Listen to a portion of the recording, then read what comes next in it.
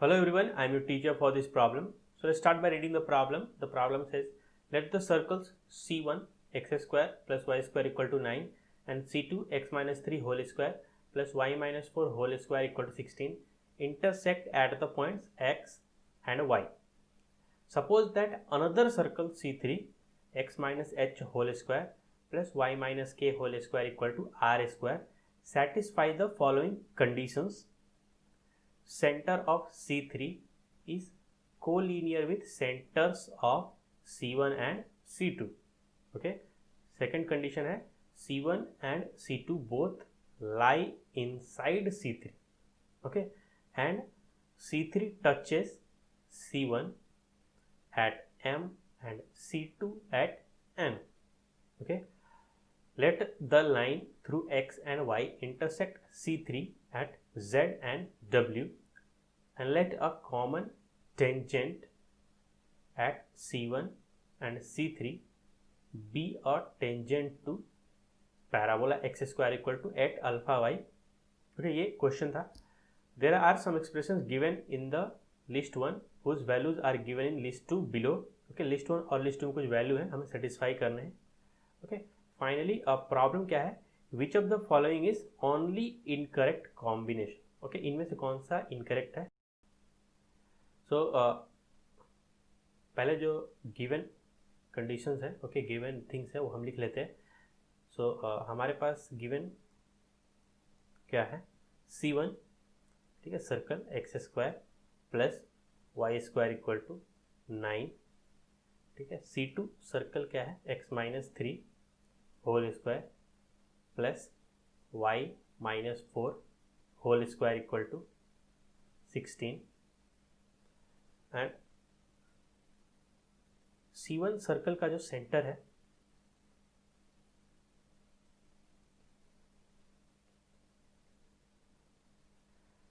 Okay, C1 circle का centre के coordinates क्या है? सेंटर क्या है? 0,0. सो हमने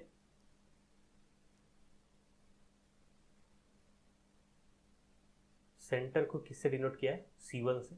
ये हो गया 0,0 और R1 3 है. सिमिलरली सेकंड सर्कल का सेंटर का कोऑर्डिनेट्स क्या है? 3,4.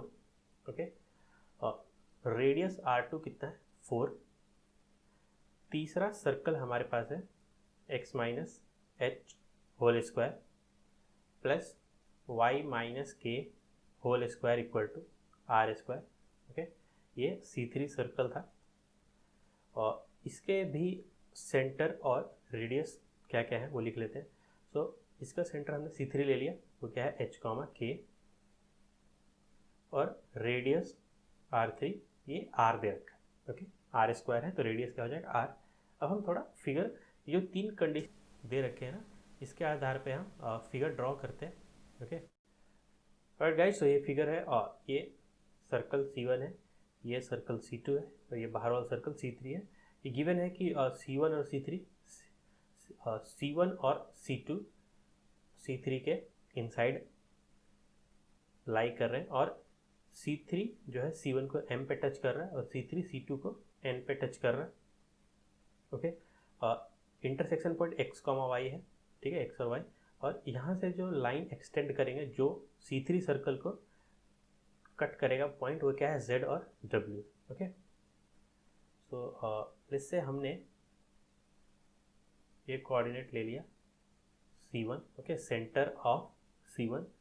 यहाँ पे कहीं पे सेंटर ऑफ C2 है तो हमने उसको C2 ले लिया. इसके कोऑर्डिनेट्स कितने हैं? 3,4. ओके, C2 के कोऑर्डिनेट्स क्या है? 3,4. C2 और C1 के बीच में कहीं पे C3 भी होगा. ओके, h, के वो सब बाद में देखेंगे. सबसे पहले हम C3 के बारे में बात करते हैं. ओके, उसके सेंटर और रेडियस फाइंड करते हैं. जैसे कि हमने देखा कि MN, ठीक है, MN क्या है? MN जो है C3 का, तो हमने गौर किया कि MN क्या है? ये डायामीटर है C3. ओके, तो हमने इसको इस वैल्यू कैलकुलेट करने का कोशिश किया. MC1 plus C1 C1 C2 plus C2M। Okay, सो MC1 कितना है, ये छोटे वाले सर्कल का रेडियस है, सो ये हो जाएगा 3। C1 C2, C1 का कोऑर्डिनेट है 0, 0 और C2 का कोऑर्डिनेट है 3, 4। तो हमने डिस्टेंस फार्मूला यूज़ किया, तो 3 square plus 4 square plus C2n। C2n क्या है, C2 का रेडियस, तो C2 का रेडियस हमारे पास 4 है। ये टोटल कितना आ रहा है, 4 प्लस 5 9, 9 प्लस 3 12। ठीक है, ये वैल्यू कितनी है 12। और mn मैंने पहले ही बोला कि mn क्या है, डायमीटर। सो mn का वैल्यू हो जाएगा 2r इक्वल टू 12। तो फाइनली हमारे पास जो रेडियस है वो कितना आ रहा है 6। ठीक है, r का वैल्यू हमारे पास आ गया, हमें कैलकुलेट करना है h और k। ओके, सो प्रॉब्लम में दे रखा है, प्रॉब्लम में देखते हैं क्या दे रखा है कि centre of C3 is collinear with centres of C1 and C2। Okay, तो जो लाइन दिख रहा है mn, इसी के ऊपर कहीं पे C3 सेंटर होगा हमारा, h, k भी। ओके, इसी लाइन पे होगा। सो हमने इक्वेशन ऑफ mn निकाला। ठीक है, हमारा स्टेप क्या है, हम निकालेंगे equation of mn y equal to mx। m क्या है, स्लोप है इस लाइन का, सेंटर से पास कर साम, सिंपली हम देख सकते हैं। तो स्लोप क्या हो जाएगा, y equal to 4/3x। Okay, y2 minus y1, 4 minus 0 3 minus 0, y2 minus y1 divided by x2 minus x1। तो ये हमारे पास इक्वेशन ऑफ m1 है, mn है। सो ये इक्वेशन ऑफ mn है, और centre h, k is lying on mn। तो h, k हम सेटिस्फाई करवा सकते हैं, right. k equal to 4/3h, ये हमारे पास h और k का रिलेशन आ गया। Okay, so now moving forward. So हमने नेक्स्ट स्टेप हमारा क्या होगा, h, k निकालने के लिए दे रखा है कि C1 and C3 touches internally. सो दो सर्कल्स इंटरनली टच करते हैं, उसका कंडीशन क्या होता है, R3 minus R1 equal to C1 C3। Okay, C1 C3 centre का डिस्टेंस है, R3 हमारे पास रेडियस ऑफ C3 है, उसका वैल्यू है 6। R1 C1 का रेडियस है, उसका वैल्यू है 3। C1 C3 h square plus k square का रूट। Okay, distance between centre of C1 and C3। Okay, तो 6 माइनस 3 3 और होल स्क्वायर दोनों साइड कर देंगे तो h square plus k square. Okay, और h और k में हमारे पास रिलेशन है, रिलेशन क्या है, k इक्वल टू 4/3h। ये रिलेशन हमने यूज़ किया, तो हमारा आंसर आ जाएगा 9 equal to h square, k square is 16/9 h square. Okay, इसको हमें सॉल्व किया, आ गया 25 h स्क्वायर बाई 9। यहाँ से h का वैल्यू आ जाएगा, h स्क्वायर का वैल्यू आ जाएगा 81/25। इसको हमने निकाला और h का वैल्यू आ जाएगा प्लस माइनस 9/5। ओके, तो हमने गौर किया कि h और k दोनों फर्स्ट क्वाड्रेंट में होंगे, C1 और C2 के बीच में। तो डेफिनेटली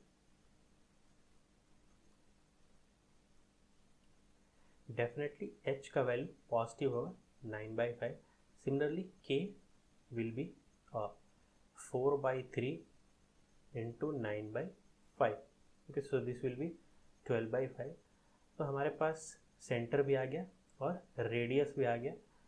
तो C3 सर्कल जो होगा basically x minus 9/5 whole square plus y minus 12/5 whole square equal to r square means 36। Okay, r equal to 6।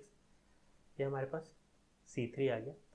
हमारे पास C1 भी है, हमारे पास C2 भी है और हमारे पास C3 भी है, हर कंडीशन है। अब हम चलते हैं प्रॉब्लम्स की ओर। फर्स्ट प्रॉब्लम दे रखा है 2h प्लस k का value 2 times h plus k। Okay, so 2 times h plus k is 12/5 ये आ गया 30/5 equal to 6. Okay, 2h plus k equal to 6. Okay, ये 1 का p करेक्ट कॉम्बिनेशन दे रखा है. ओके,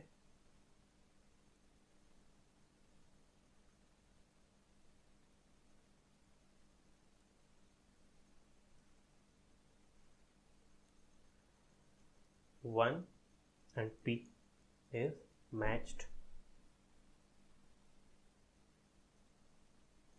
हमें प्रॉब्लम में देख इनकरेक्ट निकालना है.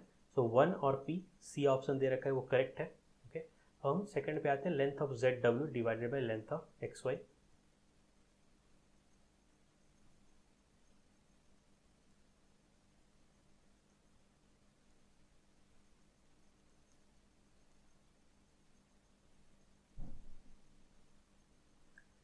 Length of ZW divided by length of XY. Figure पे देखते हैं. ZW ये बिगर लेंथ है और XY ये स्मॉलर लेंथ है. ओके, सो XY का जो वैल्यू होगा, ओके, उसको निकालते हैं. सो हमने गौर किया कि XY एक कॉर्ड है. ठीक है, स्मॉलर सर्कल का एक कॉर्ड है. तो हमें उसका वैल्यू निकालना होगा, लेंथ ऑफ द कॉर्ड. उससे पहले हमें इक्वेशन ऑफ XY निकालना होगा. तो हमें क्या next is finding equation of XY. Okay, equation of XY. XY क्या है? C1 और C2 का, XY C1 और C2 का कॉमन कॉर्ड. ओके, तो कॉमन कॉर्ड इक्वेशन कैसे निकालते हैं? S1 minus S2 equal to 0. Okay, दोनों सर्कल के इक्वेशन को सब्ट्रैक्ट कर देंगे. C1 इन दिस केस आप बोल सकते हो क्या? C1 minus C2 equal to 0. Okay, दोनों सर्कल के इक्वेशन को सब्ट्रैक्ट कर देंगे. तो C1 हमारे पास क्या है? C1 का वैल्यू है x square plus y square equal to 9. C2 हमारे पास है x square plus y square. Okay, x minus 3 whole square दे रखा था, उसको हमने एक्सपेंड कर दिया -4. तो ये हो गया 8y और इक्वल टू -9. ओके, ये आ गया हमारे पास C2. ओके, हमने ओपन कर लिया है C2 के इक्वेशन को. तो C1 माइनस C2 करने के बाद इक्वेशन आएगा 6x plus 8y is equal to 18. Okay, finally आ गया 3x plus 4y minus 9 equal to 0. ये हमारे पास XY का इक्वेशन है. Okay, coming to the problem again. हमारे पास XY का इक्वेशन है. ये जो इंटरसेक्शन पॉइंट है इसे हमने ले लिया P. ओके, ये कौन सा पॉइंट है? P. तो हम C1 P निकाल सकते हैं क्या? Okay, distance of 0,0 from XY. Okay, तो हमारा नेक्स्ट स्टेप क्या है? C1 P निकालना. 0,0 से इस लाइन का डिस्टेंस. तो हमें कैसे निकालना? 3 into 0 plus 4 into 0 minus 9 divided by root under coefficients of x square plus coefficient of y square. Okay, आ जाएगा 9/5. ये आ गया C1 P. Okay, C1 P y. इस ट्रायंगल में हमने देखा कि C1 y क्या लेंथ का है? 3 लेंथ का है, radius of the smaller circle. और हमारे पास C1 P है, तो हम Py निकाल सकते हैं क्या? Py क्या होता है? XY का half length. Okay, so by Pythagoras theorem हमने निकाला Py. ओके, ये कितना होगा? 3 स्क्वायर. ठीक है, रेडियस ऑफ द सर्कल का square 3 square minus C1 P का स्क्वायर. तो हो गया 9 माइनस 81/25. इसको हमने सॉल्व किया. ठीक है, सॉल्व करने के बाद आ जाएगा 12/5.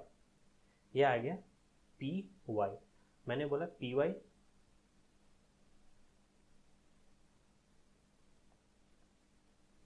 हमें निकालना है एक्स वाई। सो एक्स वाई का वैल्यू है 2 टाइम्स पी वाई। ओके, जाएगा 24/5। ओके, और ये आ गया x y. Same to same हमें करना होगा जेड डब्ल्यू के लिए। Okay, equation of x y और इक्वेशन ऑफ जेड डब्ल्यू सेम टू सेम है। ओके, हमें from the centre of circle C3, okay, C3 का सेंटर यहाँ कहीं होगा। Okay, from the centre of the circle C3 हमें डिस्टेंस निकालना है जेड डब्ल्यू का। ओके, सो हमें निकालना है C3P। जैसे हमने C1P निकाला है पिछले केस में, वैसे हमें निकालना है C3P। ओके, C3P क्या है? H, K से इस लाइन का डिस्टेंस। ओके, सो H, K क्या है? हमने कैलकुलेट किया है 9/5, 12/5। ओके, तो mod of 3 9/5 plus 4 12/5 minus 9 divided by modulus of 3 square plus 4 square. Okay, इसको हमने सॉल्व किया, आ गया 27 प्लस 48। ओके, और 75 आ गया 6/5। ओके, C3P आ गया 6/5। C3P के बाद हमने फिर से फिगर पे गौर किया। ये जो ट्रायंगल दिख रहा है हमें C3P और W, या फिर C3P और Z, ओके, कोई सा भी, इसमें हमें PZ, ठीक है, ये क्या है? Half of the chord. ZW का हाफ लेंथ है, ये हम निकाल सकते हैं पाइथागोरस थ्योरम से। ओके, गौर करना उस फिगर पे, फिगर बहुत इंपॉर्टेंट है। PZ क्या हो जाएगा? रूट अंडर C3Z का स्क्वायर माइनस C3P का स्क्वायर। ओके, C3Z क्या है? रेडियस ऑफ बिगर सर्कल, और C3P हमने कैलकुलेट किया है। ओके, तो C3Z का square, radius of bigger circle क्या होगा? 36, 6 का स्क्वायर, और C3P 36/25। ओके, इसको हमने कैलकुलेट किया, तो PZ का वैल्यू आ जाएगा 12√6/5। ये है PZ। हमें निकालना है ZW। So ZW is 2 times PZ. Okay, so it will be 24√6/5. Okay, we have to find out their ratio. Okay, length of ZW divided by length of XY.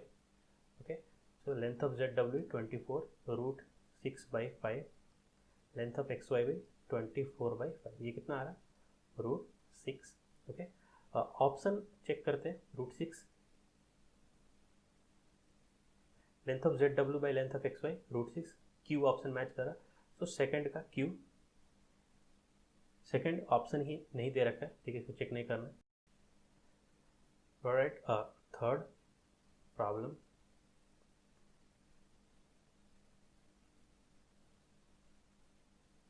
Area of triangle MZN divided by area of triangle ZMW. Next problem is area of triangle MZN divided by area of triangle ZMW. Okay, so हमने figure ध्यान से देखा हमने figure ध्यान से देखा, area of triangle MZN, ये क्या हो जाएगा? 1/2। Okay, for any triangle area क्या होता है? 1/2 base into height. For any triangle area क्या होता है? 1/2 बेस इंटू हाइट। सो MZN, ठीक है, इसका बेस क्या हो जाएगा? MN, और हाइट क्या हो जाएगा? ZP, right. सो हमने पुट किया 1/2 MN into ZP, 1/2 base into height divided by area of ZMW. Okay, ZMW ये हमारे पास क्या आ रहा है? और area of base, area of triangle क्या हो जाएगा? Base into height. So base है ZW और हाइट है PM, ओके, या फिर MP, okay, whatever. 1/2 ZW into M P. Okay, 1/1 इनका वैल्यूज पुट करेंगे। 1/2 एम एन हमने कैलकुलेट किया हुआ है, ठीक है। ये diameter of the bigger circle है। ओके, इसका वैल्यू कितना है 12।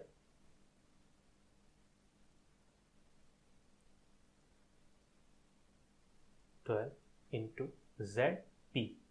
ओके, और Z P is half of z W, और हमने जेड पी का वैल्यू भी कैलकुलेट किया हुआ है। ओके, तो आप हाफ ऑफ जेड डब्ल्यू भी लिख सकते हैं।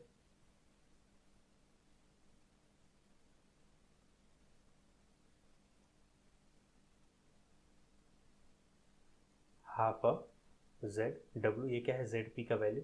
सिमिलरली ये आ गया 1/2 Z W is Z W और एम पी। ओके, तो एम पी बेसिकली फिगर से हम पता कर सकते हैं एम पी का वैल्यू क्या है, और M C one plus C one P. Okay, M C one plus C one P. M C one radius है, तो इसका वैल्यू 3 है, और सी वन पी हमने कैलकुलेट किया है। ओके, सी वन पी हमने कैलकुलेट किया है, वैल्यू कितना है सी वन पी का 9/5। ओके, सो एम पी क्या हो जाएगा 3 प्लस 9/5। जेड डब्ल्यू कैंसिल हो गया, हाफ कैंसिल हो गया 6 टाइम, सो आ गया 6। इसको हमने कैलकुलेट किया 6 into 5 divided by 15 plus 9 24। Okay, value आ गया 5/4। ऑप्शन देखते हैं कौन सा ऑप्शन मैच कर रहा है। 5/4। ओके, थर्ड का आर ऑप्शन मैच कर रहा है, सो थर्ड का आर ए ऑप्शन। ओके, ये करेक्ट है,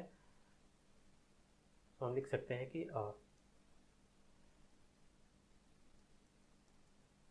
ऑप्शन सी इज करेक्ट।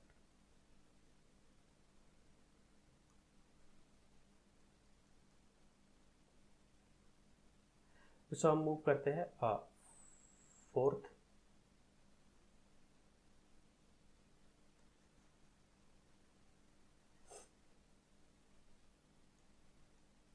हमने गौर किया फर्स्ट ऑप्शन भी करेक्ट है, थर्ड का आर, तो हम लिख सकते हैं कि option first is correct. Okay, option A is correct. तो हम करते हैं मूव अपने फाइनल प्रॉब्लम की, फोर्थ प्रॉब्लम। फोर्थ प्रॉब्लम है value of alpha. Okay, so दे रखा है कि common tangent of C1 and C3 be और tangent to the parabola x² equal to 8 alpha y। Okay, common tangent of C1 and C3। Okay, इस figure को हम draw करते हैं। तो हमने देखा कि ये लाइन जो है ये कॉमन टेंजेंट है C1 और C3 के लिए, और tangent is perpendicular to the diameter, right. Tangent is perpendicular to the diameter, and ये जो लाइन है ZW, ओके, ये भी परपेंडिकुलर है MN के, और ये भी परपेंडिकुलर हुई क्योंकि ये टेंजेंट है। सो इसका मतलब क्या है कि ये जो टेंजेंट है और ZW है दोनों पैरेलल हो, राइट। इसका मतलब स्लोप ऑफ ZW कितना था हमारे पास -3/4। ओके, इक्वेशन ऑफ ZW हमने कैलकुलेट किया था, या फिर इक्वेशन ऑफ XY हमने कैलकुलेट किया था यहाँ पे 3x + 4y - 9। इसका मतलब स्लोप कितना है -3/4। सो स्लोप ऑफ द टेंजेंट हमारे पास है। ओके, तो स्लोप ऑफ टेंजेंट कितना है -3/4। ओके, स्लोप इज, जो टेंजेंट है, जो कॉमन टेंजेंट है, ठीक है, वो क्या है पैरेलल है ZW के या XY के। ओके, दोनों एक ही लाइन है। तो हमारे पास M है, और सर्कल के साथ कोई भी सर्कल दे रखा है, ठीक है, उसका इक्वेशन ऑफ टेंजेंट क्या होता है, स्लोप फॉर्म में y = mx + -a √1 + m square. Okay, C1 के लिए हमने इक्वेशन ऑफ टेंजेंट लिखा y equal to m x plus minus a means radius of C1 that is 3, 1 plus m square means 9/60. Okay, इसको हमने solve किया. Okay, solve करने के बाद y equal to minus 3/4 x plus minus 15/4. Okay, यहाँ पे गौर से देखते हैं दो इक्वेशन से प्लस माइनस कौन सा इक्वेशन हमें लेना है. ओके, इस टेंजेंट में हमने गौर किया कि इसका x इंटरसेप्ट और y इंटरसेप्ट दोनों नेगेटिव है. सो हम x इक्वल टू 0 पुट करके देख लेते हैं y इंटरसेप्ट नेगेटिव कौन से वैल्यू के लिए आ रहा है. ओके, सो हमने क्या किया, x इक्वल टू 0 पुट करके देखा किस वैल्यू के लिए नेगेटिव इंटरसेप्ट आ रहा है. y equal to minus 3/4x minus 15/4. Okay, क्या बोल सकते हैं हम कि y इंटरसेप्ट या फिर x intercept. Okay, y intercept calculate करना आसान था तो y intercept is negative. Okay, ये हमारा इक्वेशन आ गया. So it will be 3x plus 4y plus 15 equal to 0. Okay, ये हमारा इक्वेशन ऑफ टेंजेंट है जिसका स्लोप हमारे पास है -3/4. Now we come to x square equal to 8 alpha y. Okay, हमारे पास इक्वेशन ऑफ टेंजेंट निकालना है. ओके, हमें इक्वेशन ऑफ टेंजेंट निकालना है. हमारे पास स्लोप ऑफ द टेंजेंट है -3/4. Okay, for this parabola equation of tangent क्या होता है, y equal to m x minus a m square. Okay, a का वैल्यू यहाँ पे क्या दिख रहा है 2 अल्फा. सो हम वैल्यू पुट करेंगे y equal to -3/4x minus 2 alpha. Okay, a का वैल्यू क्या है 2 अल्फा फ्रॉम दिस पैराबोला और एम स्क्वायर इज 9/60. ओके, इसको हमने सॉल्व किया. सॉल्व करने के बाद हमने पाया कि आ गया ये तो y minus equal to -6x minus 9 alpha. Okay, तो इक्वेशन ऑफ टेंजेंट क्या आ रहा है 6x plus 8y plus 9 alpha equal to 0. ये इक्वेशन ऑफ टेंजेंट हमने निकाला इस पैराबोला के लिए. ठीक है, जिसका स्लोप -3/4 था. Same to same equation of tangent हमने निकाला है सर्कल के लिए. ओके, तो इसका मतलब क्या है कि ये वाली जो लाइन हमने इक्वेशन निकाली है और ये वाली जो लाइन हमने इक्वेशन निकाली है, ठीक है, दोनों सेम लाइन की इक्वेशन है. ओके, इसका मतलब हम दोनों को कंपेयर कर सकते हैं, right. So equation of tangent जो सर्कल के लिए था उसको हमने फिर से लिखा 2 मल्टीप्लाई करने के बाद. ओके, क्योंकि इसके बाद कंपेयर करना आसान हो जाएगा. हमने कांस्टेंट को कंपेयर किया है, coefficient of x coefficient of y same है, हमने कांस्टेंट को कंपेयर किया. तो 9 अल्फा इक्वल टू 30. यहाँ से अल्फा का वैल्यू आ जाएगा 10/3. ओके, ये अल्फा का वैल्यू है. और ऑप्शंस क्या दे रखे हैं, ठीक है, alpha 10/3. Alpha is match fourth option किसे मैच कर रहा है यू से. ओके, तो फोर्थ ऑप्शन किसे मैच कर रहा है यू से. ओके, ऑप्शन क्या दे रखा है, फोर्थ का एस दे रखा है, ओके, जो इनकरेक्ट है, और फोर्थ का यू दे रखा है. सो डी ऑप्शन करेक्ट है और बी ऑप्शन इनकरेक्ट है. ओके, फोर्थ का मैच यू के साथ है, फोर्थ का मैच एस के साथ नहीं है. ठीक है, तो फोर्थ हमारा इनकरेक्ट ऑप्शन कॉम्बिनेशन है, मतलब फोर्थ हमारा आंसर है. हमें इनकरेक्ट कॉम्बिनेशन निकालना है. So our answer is option B. Okay, तो लिख सकते हैं कि option B is incorrect. Alright guys, that was the solution. I hope you understand. Thank you.